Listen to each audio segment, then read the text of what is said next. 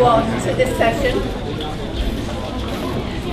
My name's Lindy Syson, and I'm delighted to have been asked to chair the session. I've come down from Newcastle upon Tyne for the festival, and I have been involved there in the People's Assembly in the North East. The title of the session is the question, can Labour win the next election, and so what if they do? And to discuss this and to debate this, we've got three speakers, Lindsay German, John Landsman and Andrew Murray, and I'm going to ask them to speak for 10 minutes each. Then I'll be opening up for discussion and comment and questions, and then we'll come back and the speakers will each just conclude for a couple of minutes each, and that will end the session. So I will just hand over straight away to the first speaker, Lindsay German. Lindsay is the convener of the Stop the War Coalition and has stood herself as a candidate for a mayoral candidate for the Respect Party.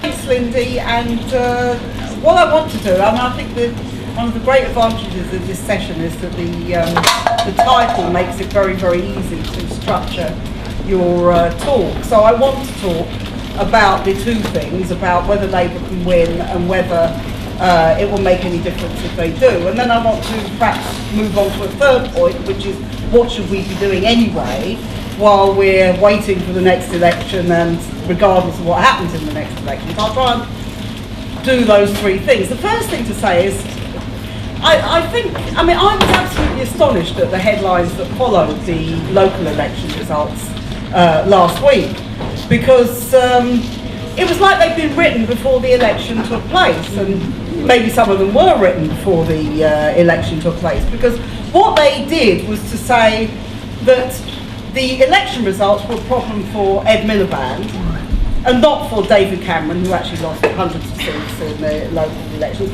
not for the Lib Dems, who got wiped out in large parts of the country, including in London, and not for anybody else. It was just the problem now is Ed Miliband has a great crisis because of UKIP, because it hasn't got enough votes, all those kind of things. Now, actually, if you look at the election results, the projection by both the BBC and by Sky News is that on those same results, Labour would have more seats than any other party and would be 4 seats short of an overall majority. In other words, of course they can win the next election going on the basis of that projection.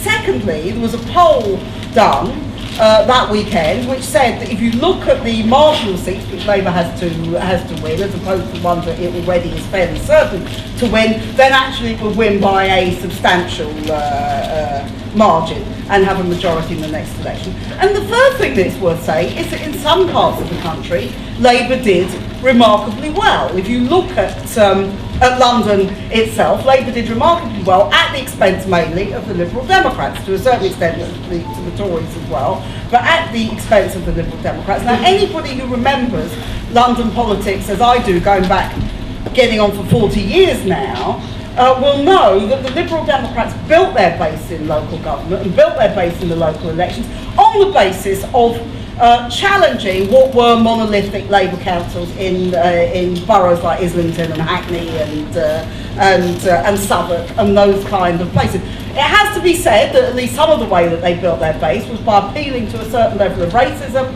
among the local electorates, and that was an absolutely open secret to anyone who was at all involved in politics. Therefore, I thought it was a fantastic development myself that Labour did so well, and they wiped out, for example, in Islington, where the Lib Dems were very strong until relatively recent, they wiped out every seat in Islington apart from one, which is Green, is now a Labour seat. You go through this, you wouldn't get this at all from the commentary, which I think has been remarkable for playing up the success of UKIP, and we're going to discuss this more tomorrow, but I think it's worth saying that actually UKIP got 9% of the votes that could have been cast. I mean, not 9% of the votes that were cast, but they got 9% of the votes that potentially they could get from the electorate. So let's not put all of this out of all proportion. So this whole agenda, it seems to me, about saying that Labour can't win is about firstly pulling the whole electoral project to the right, and in particular putting immigration and anti-immigration at the centre of the politics in the run-up to the election next year, and I think that's absolutely certain that that's what it's going to do. Secondly, it is about saying that they want a coalition government because they know it is easier to impose austerity policies in terms of a coalition government, and they want Labour to be weakened enough so they can force a coalition with the Liberals, presumably minus Nick Clegg, but with whoever. They want to be able to do this. So I think firstly we have to reject this idea that they can't win. Doesn't mean that Labour isn't very weak. It is very weak in all sorts of ways. It doesn't have the enthusiasm or support that it had, for example, even in 1997, where actually people were it's hard to remember now that people were enthusiastic about Tony Blair, but that indeed was the case in the 97 election, and Tony Blair then wanted a coalition with the Lib Dems and wasn't able to form one because the landslide was so big towards Labour in 1997. But nonetheless, we should reject the argument that Labour can't win. Whether it does win is another matter, but we should reject that argument. Does it matter? Well, my answer to that is kind of yes and no. Yes, it does matter in one very important sense, because any vote for Labour and any Labour government is always a sign that enough working people in this country have broken from the openly pro-capitalist policies of the Tory party, and in my view that is a benefit. And anybody, again, I first voted in 1970, and in those days the pubs were only open late on Christmas Eve and New Year's Eve and election night, and it was the first time I'd ever voted. I voted Labour. I went down to the pub, and of course everyone thought Labour was going to win, and then the results started coming in. It was absolutely clear they were going to lose, and I remember the feeling of absolute horror at the thought that Edward Heath would become the Prime Minister, and I was quite right, and luckily so did many other people react with absolute horror, and 4 years later we were able to throw him out of office when the miners went on strike for the second time. But anybody who's experienced that knows, if you remember 1992 when people thought Kinnock might win, but of course he managed to pull that one up, and John Major was returned again. The feeling when you have a Tory party in office, or a coalition that we've got now, compared to having Labour, is a very demoralising thing. And actually, when there is a Labour government, it does show that there is a level of resistance which I think anybody who supports the advance of working class people and of working class politics should welcome. Now, that's the yes, it does matter if they win. What about the no? Well, the no is that they don't really have any policies which are alternative to the Tories. And this is the problem that we've got. The Governor of the Bank of England is now saying they're going to raise interest rates, which means that everybody is going to be much worse off over the next few years. They're holding down wages, they are continuing to impose austerity policies, and really Labour doesn't have any answer to that. Labour's answer is we'll do a little bit less of what the Tories are doing, we'll try and protect a few people, but in reality, when push comes to shove, they will implement the same pro-austerity policies. We can already see this over the row on immigration. I mean, Ed Miliband's speech in Thurrock the other day, and I couldn't really quite understand. You know, it seemed to be saying, yes, we are in favour of immigration, but no, we're not in favour of immigration, which I guess kind of sums up what Labour is trying to do. They want to appeal to immigrants' votes because historically they've always got most of those votes, but at the same time they are accepting the right-wing agenda which Nigel Farage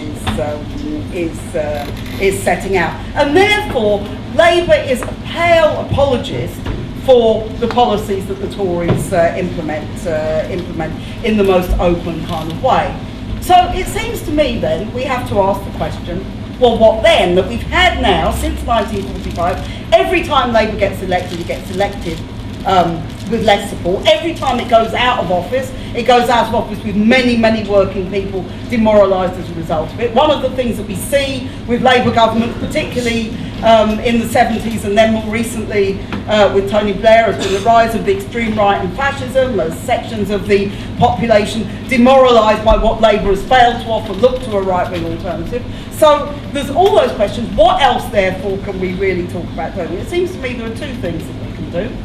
One is that we have to try to build an alternative to Labour. Now that, in my mind, is a very long-term, or a fairly long-term project. It said I stood for respect in the elections. I was very happy to stand for respect in 2004 and 2005, and I got, we got very good results. I came second in West Ham in 2005. I got 20% of the vote, which was a record swing. We had 5 record swings across England and Wales against the Labour government at that time. But even then, that was a huge effort to begin to build that electoral alternative, and we shouldn't underestimate how big that is. So while people look towards building electoral alternatives, I think if you look at the left results in the elections last week, you can see that they have not succeeded in terms of breaking through. And it seems to me, therefore, we have to start not with can we form a new party, which I don't think we're in the left in this country, which is fairly weak and fragmented at the moment, is in a position to do, but what can we do to defend people and to stop the austerity agenda? It seems to me that is the key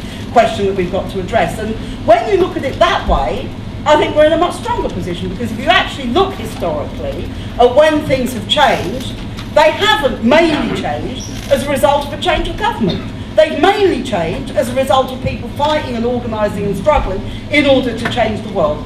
If you look, even in 1945, which was the high point of Labour's achievement in government, where you had wide-scale nationalisation, the NHS, all the public ownership, all the different things that you had, in that situation, this was a result of the massive impetus to the left as a result of the experience of the Second World War. It's an international phenomenon, and this is how it was reflected in Britain in terms of a Labour landslide. Now, when you actually look at all of these things, the election result is a reflection of how people are feeling. It's not the thing that actually creates the change in itself. And therefore, it seems to me, the question of organising, against austerity, the question of the People's Assembly and building a really mass movement against austerity, it seems to me will do 2 things. It firstly challenges the agenda that Labour has.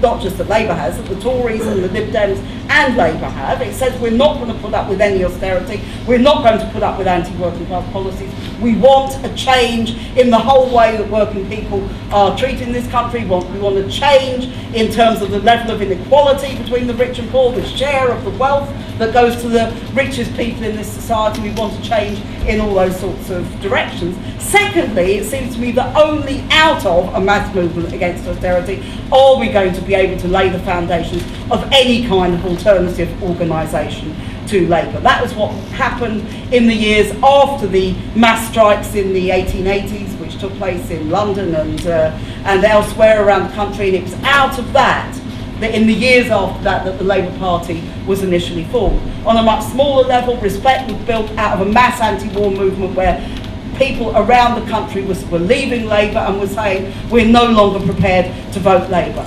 If we want to build a serious political alternative to Labour, we have to take seriously the left making itself relevant to the real concerns and the real struggles of working people now, and that means putting ourselves at the centre of a movement against austerity.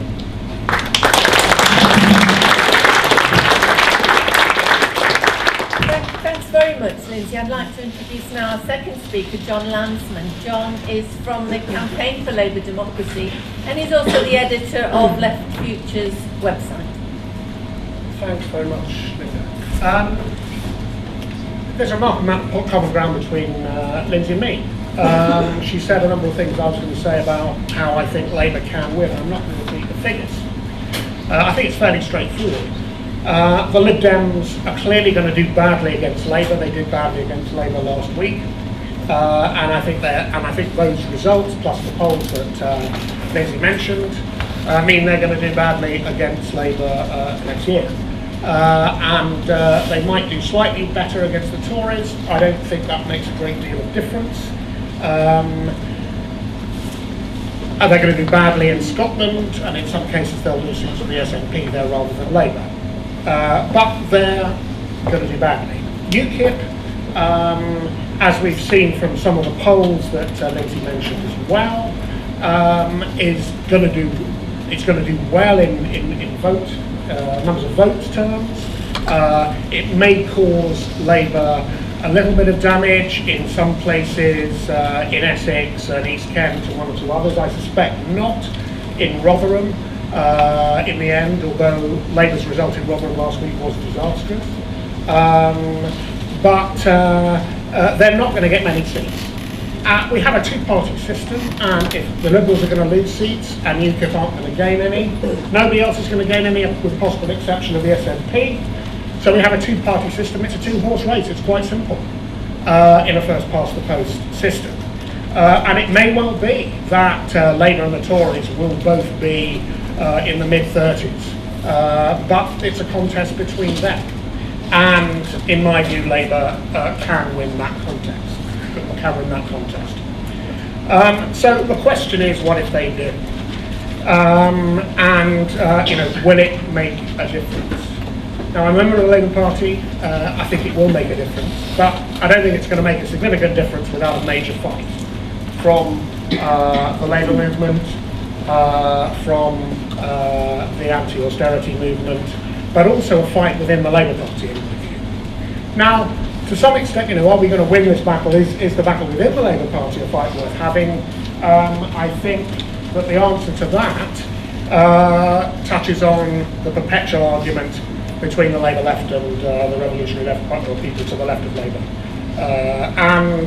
I don't want to kind of go too far to rehash that, because I think the two propositions that a Labour government is always better than the Tory one, and that Labour always, in the end, concedes to capital.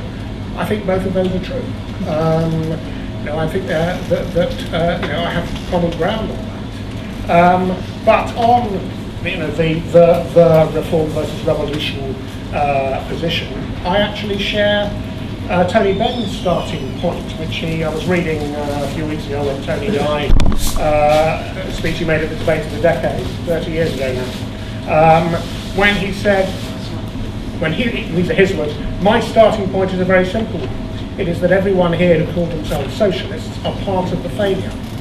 And he explicitly said he didn't mean that as a criticism of anyone. Now, I'm pleased you've asked me here, because I think this, at the moment, this is more important, certainly than any other time in my lifetime, that the Labour left and those to the left of the Labour Party work together and communicate effectively. Is it still possible to change the Labour Party, or do we have to work on setting up a new Workers' Party, or join Left Unity now? Well, I think Andrew had it right when he said in his very good piece in the Socialist Register this year that the only thing more futile than trying to transform the Labour Party into an instrument of radical change is trying to set up a viable party to the left of it. Now, I don't agree with Andrew that it works just as well the other way around, but I'd be prepared to settle for it works nearly as well the other way around. I think to answer this question, we've got to look at what kind of what kind of programme Labour is going to go into the election with, and what kind of government it's going to be. My view is it's not going to be anything that any of us in this room really want. It's going to be some combination of austerity light, or facing both ways, talking tough on spending like Paul does, but also talking about fair taxation and being more generous with investment. And obviously that will open up for some of us the hope that expenditure on investment in public services, in schools, in housing and so on will offset whatever cut Ed Balls is planning. I think there will be moves to counter low pay employers' expense, which I think is a good thing. I think that there's already clearly tough talk on the cost of living. But unfortunately, Ed Miliband is, in my view, not going to concede what they really need to re-empower trade unions in workplaces across the private sector, which is what we need. So what we have is shades of François Hollande going into the last election in France. On the positive side, however, I think Labour in government will be or would be significantly different in some respects from New Labour. I think New Labour did spend more than the Tories would have done, but I think Miliband will too, and will invest certainly much more than the Tories. I think they will begin to roll back privatisation to some extent. Not nearly as much as they need to, but they will. I think they will, or may well, save the fabric of the NHS. Certainly, I think if they're not, if we had a Tory government, they won't. So how do we respond to this? Well, we need very considerable. We need, as Lindsay said, a massive anti-austerity movement. You should expect considerable backing from within the Labour Party for that. Most of those who call themselves socialists are still members of the Labour Party, and therefore, in my view, the anti-austerity movement needs to do much more inside the Labour Party as well as direct it at it and outside it. It seems to me that the idea of a resurgent far right can be best countered by a new UKIP of the left rather than by Labour movement unity contradicts all historic international experience on the subject. I think that's absolutely right. I think that first past the post means that any new party in the future has to replace Labour. It's much harder here in Britain with the first past the post system than it is for Syriza, who first of all have a much more serious situation, but also has a PR system with the added bonus of a 50-seat bonus if you happen to squeeze just past the second party.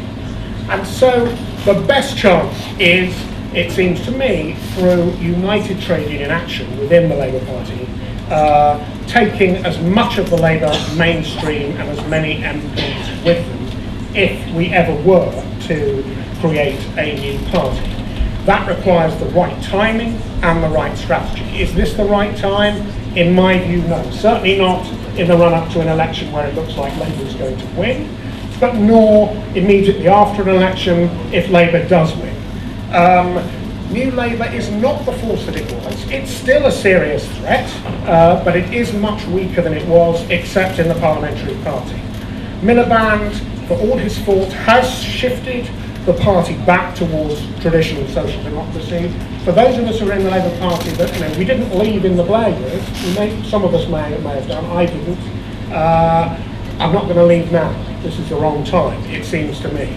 To maximise the chances of success, you need to unite trade unions in a strategy aimed first at recapturing Labour, building an organisation which democratises Labour, which pushes for progressive policies and for progressive candidates, and only when that clearly fails do you found a new party. Now, Tony Benn used to say that Labour will never split. I happen to think he was wrong in that case. I mean, in the years of New Labour, the one thing that I really did get rid of was any lingering belief, any lingering tribalism. However, the Labour Party trade union link is now severely weakened by the restructuring of that link to the Collins report. And so, unfortunately, it seems to me that a break is possible. However, in the weakening of that link, the trade unions, virtually all the trade unions, voted for weakening that link, as I see it. There was much acrimony, there still is much acrimony. That seems to me to have weakened trade union unity in the process. I hope the damage isn't terminal, because there's a lot still to be argued about in how that Labour link is structured. But the consequence, it seems to me, is that the battle to redemocratise the Labour Party, to push for left policies and candidates, has been weakened as a result of that Collins review. And it seems to me that whatever strategy we adopt, trade unions play a central role. They united Labour, they kept Labour united, as Tony Benn used to say, for Labour's 100-year history. They can change it if they use their 50% of the votes at conference, or if they fail, they will be central to finding a new solution. Now, just finishing off, trade unions the trade union role, in my view, over the Collins review has shown a major weakness. It's a tragedy. So as a member of Unite, I feel that it's a tragedy that, and I argued with Andrew in his work capacity about this, it's a tragedy that Unite chose to assist the process, as I see it, of weakening the link, rather than to lead the resistance to those proposals and to lead the fight back within the party. I hope that Unite will pick up the cudgel to lead the fight back within the party now. But the trade union historic role has been to assist the Labour leadership in avoiding socialist transformation. If trade unions are to play a more progressive role in socialist transformation in the future, it's got to start by using the levers they have in the Labour Party to change it in the right direction, win or lose. We've got to have that battle before we have the next one.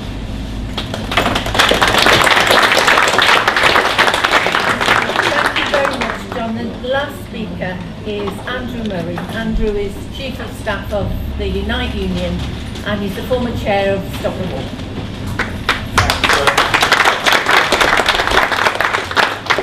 Thank you for that. I've actually just come from the Progress conference where I was slightly unexpectedly invited to speak. And I was on my way from there to here when there was a tweet from a woman I don't know who was there saying, "Oops, just had that sinking feeling that I'm the only person in the hall to applaud when Andrew Murray defends Unite." So I'm already doing better here. I was going to say, if I got two to applaud at the end, and Lindsay I think's in the bag on this, then I would be doing better. But actually going to the Progress conference illustrates for me the problem, or one of the problems, in fact maybe two of the problems, in giving an unequivocally positive answer to the first question we're discussing today: can Labour win? And I don't want to take a sort of cephalological analysis or look back at the results 2 weeks ago, interesting as they are, because there's also obviously profound political issues here, and in that respect I agree with almost all that Lindsay and John have said. The first problem that Progress is in denial about, that is relevant to this question, is why people aren't voting Labour to begin with. Now, Labour lost 5 million votes between 1997 and 2010. One bright spark at Progress said, "Oh, we don't need to worry about that because 1.5 million of them died." I'm sorry, but that actually means that 1.5 million people coming into the electoral register weren't voting Labour either. It's 5 million, however you stack it up. I don't know, living or dead, losing the will to live would be more likely. But of those 5 million, roughly 1 million voted Tory, 2 million voted Lib Dem, broadly for what was believed to be and was in fact a left-wing reach in opposition to the Iraq War, and 2 million stopped voting altogether. But all Progress want to talk about is how do we get some fraction of the 1 million who voted Tory back to voting Labour. Well, this is obviously a completely short-sighted road to nowhere, because it's the 5 million who have generally people who have always voted Labour through tradition, culture, habit or conviction, who have now stopped. And unless one listens to why they have stopped and addresses those issues, not only is Labour not going to win the next election, but things like UKIP will grow and develop still further. And that then comes on to the second Progress problem, the other point they are in denial about, which represents an obstacle to Labour winning the next election. They obsess about economic credibility, by which they mean credibility with the bond market. They don't say that because it sounds a bit undemocratic, and actually we couldn't care less about the credibility of the pensioner in Darlington, the car worker in Coventry, but actually it's the blokes buying and selling bonds that we need to worry about. But that is the fact. They want a party like it's 1997 without referring to 2008, which categorically broke the new Labour model. Now, I'm sure like everyone on the platform, and probably all of you here, I'm never a great devotee of New Labour to begin with, but if one tries to take on the argument in its own terms, that view, deregulate the city, let the finance sector rip, and we'll milk the proceeds to get a better health and education service, that is now finished. But all Progress want to do is stick their fingers in their ears and go, la la la la la, can't hear you, because they can't think their way through to something that would, a policy that would give economic credibility to the mass of people who need to be mobilised to vote Labour. And the difficulty with it is progress is not without influence, it's not without consequence in the Labour Party. And the specifically decent policies that Labour is advancing, which can be a platform for winning the election. I mean, things like repealing the bedroom tax, controlling energy prices, controlling rents, putting up the top rate of tax, possibly renationalising the railway. Whether any or all of these things happen is another discussion I'll come on to in a second. But those are popular policies. But they are suffocated beneath this blanket of credibility with the bond market, sticking with the overall austerity, sticking with the City of London model, because they can't realise what any man and woman on the street knows is that this model has crashed, it has no credibility, and if Labour doesn't offer an alternative, then worse people will. So if we fight our way to a Labour victory at the next election, I'm in favour of that, we will have to fight for it inch by inch against the people in progress, the new Labour holdouts who are basically front people for the City of London. So that is the challenge we face in answering the question, can Labour win? It's a struggle. Now, what difference will it make, or so what if they do? In a way, that's an easier question to answer, because so what if they don't? If they don't, the Tories are still in power. There's not a sort of another way round this, or the Tories plus the rapidly shrinking Clegg, if they get enough seats to hold the balance of power. That is not a good position to be in. I think whatever else happens would be better than that. And I think if we don't recognise that point, we're probably missing something quite large. That this is an awful government. On some measures, it's worse than the Thatcher government. It has a different task from the point of view of the ruling elite. It doesn't need to confront unions in the same way. But in terms of its attack on welfare, it has been probably the worst government we've had since Lord Castlereagh laid down office in the 1830s. So we have to get rid of the Tories, and that means it's consequential if Labour win. What happens beyond that is, to a large extent, up to us. I've itemised some of the policies that Ed Miliband has said he's committed to, and insofar as they go, they're welcome, and we have to try and hold Labour to implementing some of that, what were the teeth of ferocious resistance from vested interest. So we need to be thinking about how we build and sustain powerful mass movement. A mass movement against austerity, which the People's Assembly has made a really good start on, but it goes beyond the general election, because there will still be austerity afterwards. We might need to recalibrate some of the slogans and approaches, but definitely we'll need to build that movement. We need to build movements on other issues that can really hold Labour to account. Now, there can be no illusions looking back in the history of Labour government that will be easy or necessarily successful. But like Lindsay, I think it's a stage that has to be passed through if we are to achieve real and profound social change. Because some of the problems we face, or the issues we face, as socialists and as people on the left, go well beyond the matter of the next general election and who's in power. They're coming out of a long period of very heavy defeats, but also we have positive experiences, some of which Lindsay referred to draw on as well, the anti-war movement above all. We need to find a way of moving beyond this question in a way which John quoted what I written in the Socialist Register, to a more profound question of how we get to a socialist society. And really the question of electoral alternatives are entirely secondary to that question, that we have to find a way to reconstitute the working class as a class for itself, a powerful, organised, with a renewed ideological vision and clarity, with a capacity to fight in the midst of a system that is crumbling by every measure and in every respect.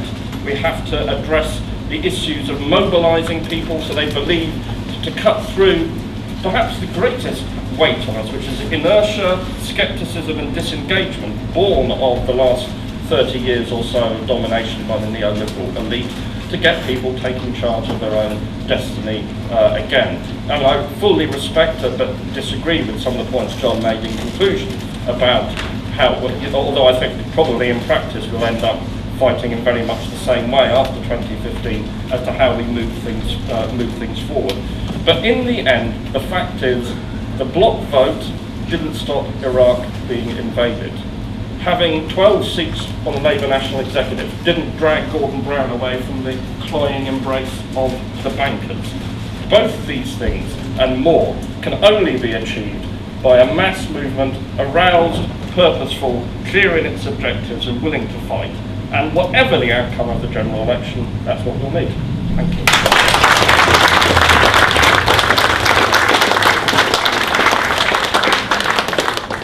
Thank you very much to our speakers. Well, now it's time to open up for discussion and comments and any questions that people can have. If I can just ask you to keep comments. Well, thank you anyway for that.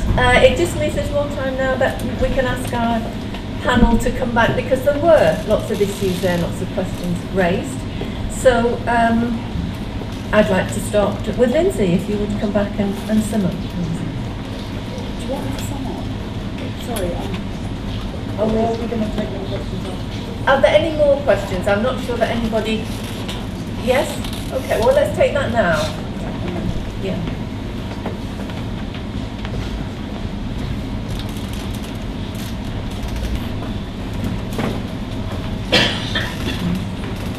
Okay, well, thanks for the discussion. There's just a few points I want to make. Firstly, a couple of people referred to the lack of registration of people voting and the lack of people knowing how to vote.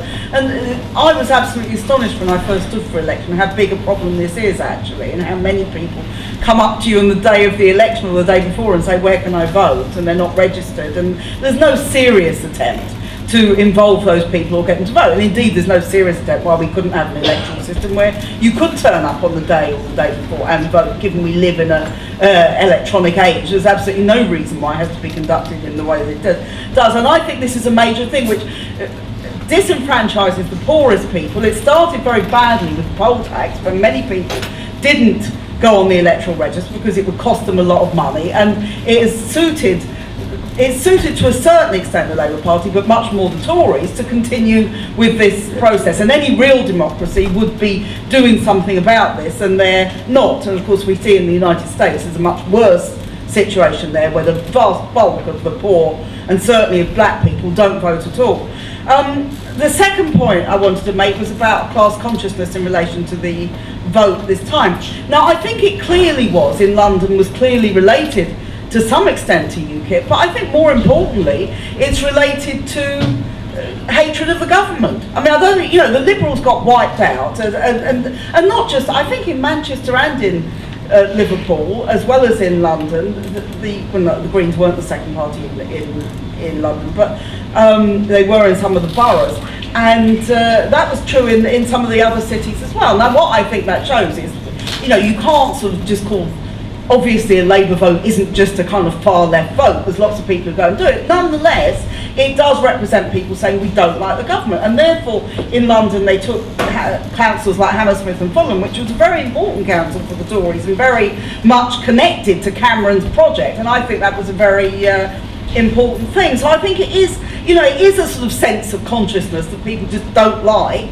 They don't like the right-wing agenda, and they don't like what the Tories are going to do with it. Now, the question that people have raised about the different aspects of Labour, about Blue Labour, which is right-wing on immigration, and New Labour, which is more right-wing on economics, it seems to me these are kind of, in a way, sort of mutually reinforcing poll, because what they won't do is actually say what lots of Labour voters, the points that Andrew was making, that lots of Labour voters don't agree with either of these policies. They don't agree with neoliberal policies, and they don't like the attitudes towards immigration and to race, which is supposedly the thing that Labour has now to articulate. Well, why don't they articulate, for example, opposition to war, which is much stronger among the working class than it is among the middle class? If you look at the polls, it's strongest among the manual working class in this country, for reasons that should be obvious, that they're the people who suffer most from it. Of course, nobody articulates this in the mainstream media or any of these sorts of things. So this is an artificial political construct that they set up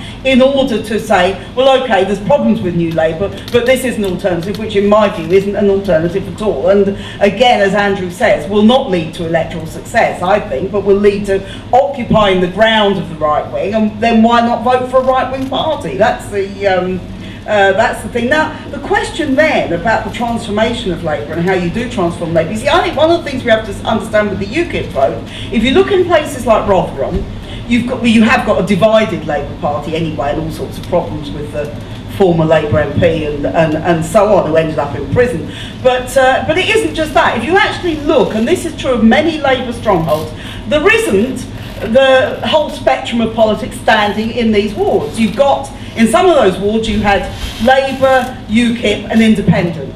And people, a protest vote for against Labour will only mean UKIP. So, in other words, you've got a hollowing out of support. You haven't got the people on the ground who are going around campaigning for Labour. And I think that's one of the differences, certainly in places like Islington in London, where you do have more people going out on the streets and so on. You've got a hollowing out of the party. You've got an old residual support, which they're not reaching out and getting new people. The real question is, what can be done about this? And I mean, I have to say that in terms of both the attempts of the Labour left and also the attempts of some of the unions to influence Labour, including Unite, haven't been particularly successful in terms of saying, that in terms of selection of candidates, as we know with Falkirk and with other places as well, where it hasn't been the case that the left of Labour has actually succeeded in imposing any kind of its own agenda on these things. And it does seem to me this raises very, very big questions about whether you can transform Labour. It's something that, if you look at it, a long historic decline, I think you're still looking at that,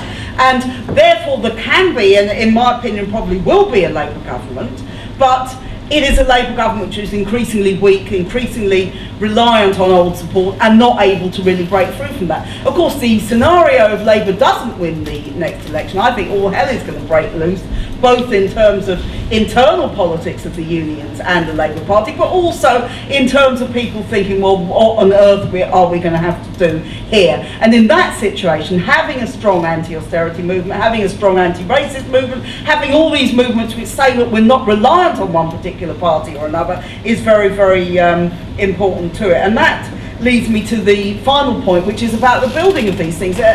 Because, the truth is, the left groups that stood, I mean, of course it's good if somebody gets a good vote in a particular place, but it really is not going to be very likely, in my opinion, in 2015, nor particularly important, because it won't represent any kind of national challenge. If you look, for example, the RMT did back No to EU, which did very badly in the European election. So even when you've got quite big forces involved in these things, it doesn't translate into votes. And in my opinion, that's because the left has failed to make itself relevant to the wider sections of the working class, which we all claim to profess to be acting in the interests of. And it seems to me that if we are wanting to act in the interests of and part of the working class movement, we have to be prepared to get engaged in the struggles, which will really make a difference to working class people, and which will then result in a raising of political consciousness, which can begin to look at new alternatives of what can be built to what essentially is a party which will not break from the neoliberal agenda.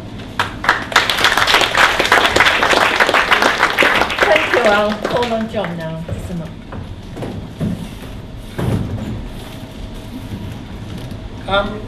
First of all, on the whole disengagement issue, non-registration, the anti-politics abstention stuff, certainly that kind of thing does not help the working class movement one bit.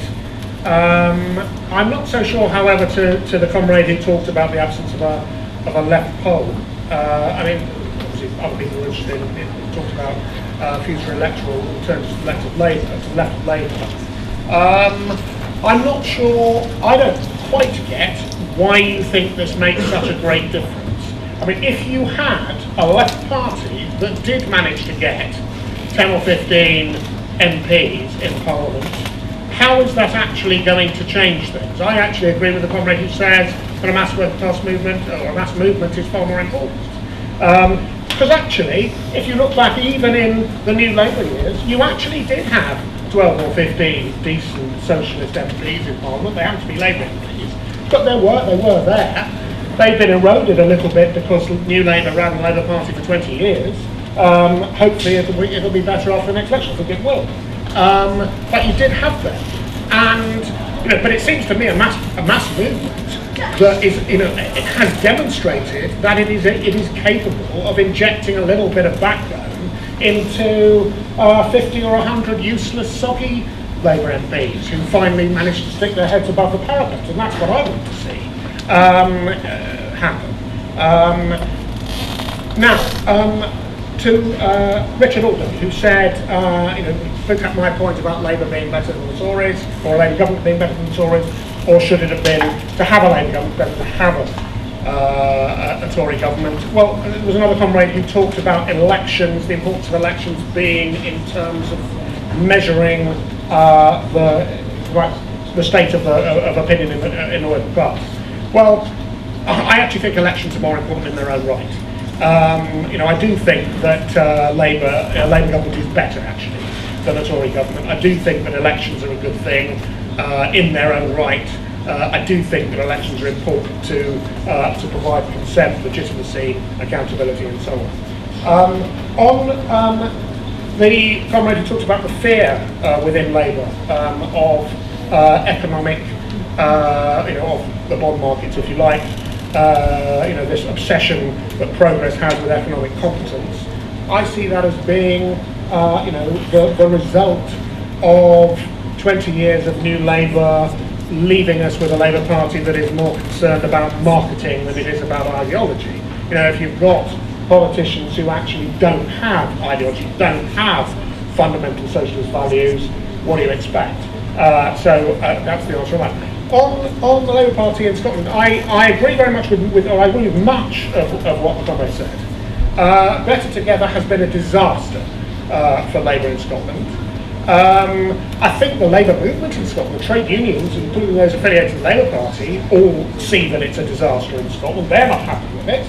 I think what we have in Scotland is the effect of the years of New Labour, which were actually rather successful, more successful in changing a level of the leadership in the Scottish Party than they were in the in Wales, where which actually historically in the Labour Party was much further to the right than the Scottish Party, but seems to have put up a bit more resistance. And I think even at the beginning of this Parliament, the fact that the Scottish leadership, Scottish Labour leadership of Westminster was still very much New Labour, even though in Scotland, New Labour, you go to the Scottish Labour Party conference, actually New Labour is quite hard to find. There's a traditional right and there's a traditional left. There isn't much of a so I think it's very much that. That's the why the Scottish Labour Party has come to the position it's in. I think Johan Lamont is not the strongest, most charismatic leader. I entirely agree. But I think the biggest problem is that they are essentially unionist. I think that's a massive mistake, and I think, the leadership is a unionist leadership. I'm not a unionist, and nor am I, by the way, a Scottish nationalist. I actually think that Salmon's conception of independence is fallacious. There is no independence if you're in sterling. There's no independence in the euro. So, but this is an issue which is here to stay. Even if they don't get a yes vote later this year, I think it's an issue that's here to stay. So, I'll stop there. Thanks. And finally to Andrew. Well, obviously, I'm going to start with the question from my boss. To be more exact, 1/60th of my boss. Richard, let me say what a wonderful question it was, Richard. Dialectical mastery at its finest. But to take one of the serious points that was raised about mass disengagement, other comrades raised as well.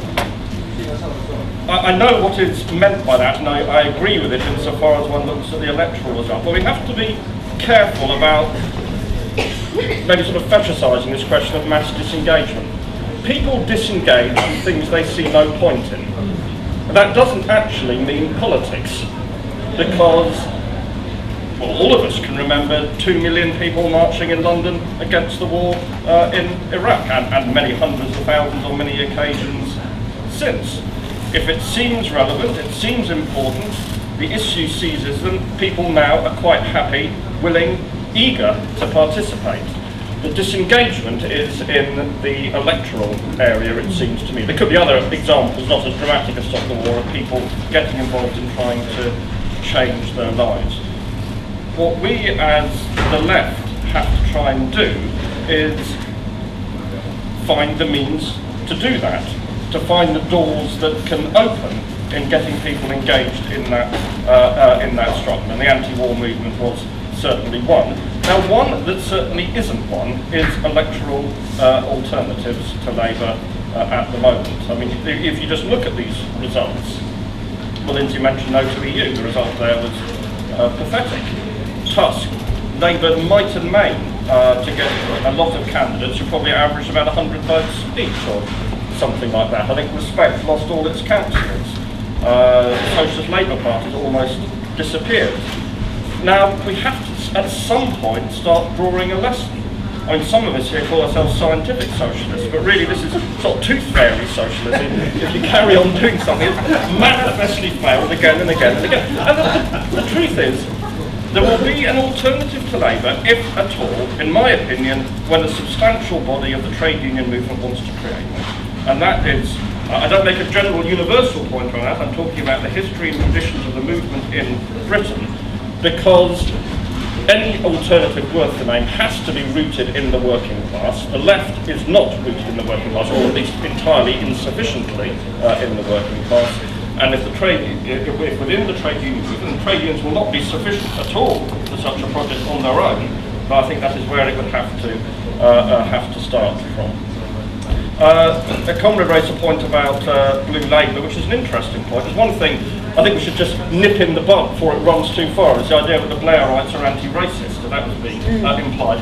Not only are these the criminal authors of colonial and racist wars, they're also the main, within the Labour movement broadly, the main people promoting Islamophobia at every turn. So we shouldn't for a second allow them to get redemption by the fact that Blue Labour has emerged. And I share, obviously, the concerns about Blue Labour that the comrade raised. But I think we need to think about why Blue Labour has any legs at all.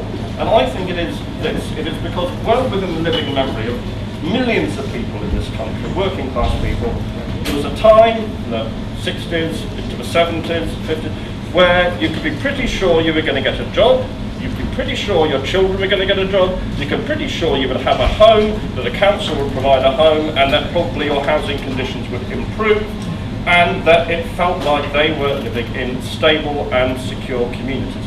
To the extent that was true, it was a product of their own struggles on the one hand, but also a product of an environment of a measure of class collaboration, because the ruling elite at the time could afford to make those concessions. So that sort of connection of struggle and concession created an environment which people feel very nostalgic about. I think very few people in the Labour Party are going to attribute immigration as being the reason that sort of glorious past has disappeared. But that is something that the left has to address, because that, I think, is what underpins things like Blue Labour, and that people want to go back to the heyday of social democracy in this country. As an example of how not to execute that manoeuvre, of course, the Better Together campaign in Scotland is absolutely a good example, a hopeless attempt to defend the Union. The fact is, the one vital part of the Union of Scotland with England and Wales, that is the united Labour movement.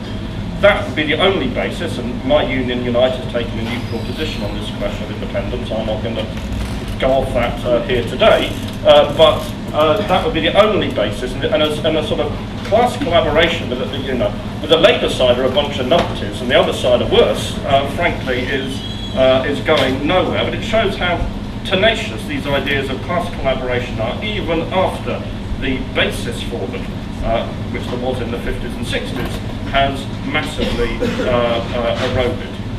And the final question I wanted to answer was the comrade who raised the question about economic credibility. Is Labour afraid of the newspapers? Well, yes, I mean, to some extent they are. I mean, the connections of Blair and Rupert Murdoch, and apparently Mrs. Murdoch as well, are now a matter of public record. It could hardly have got more intimate than that.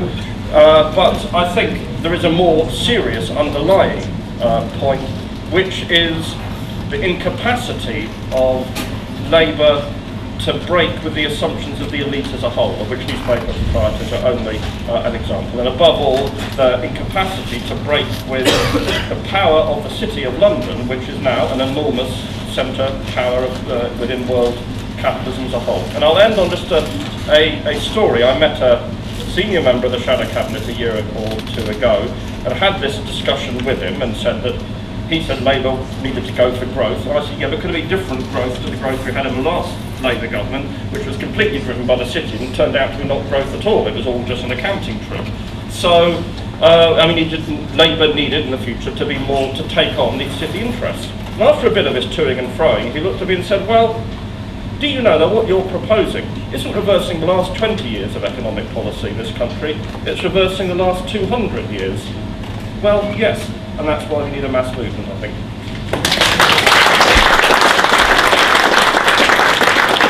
Thank you. Just a final thank you to everybody here, and especially to our speakers.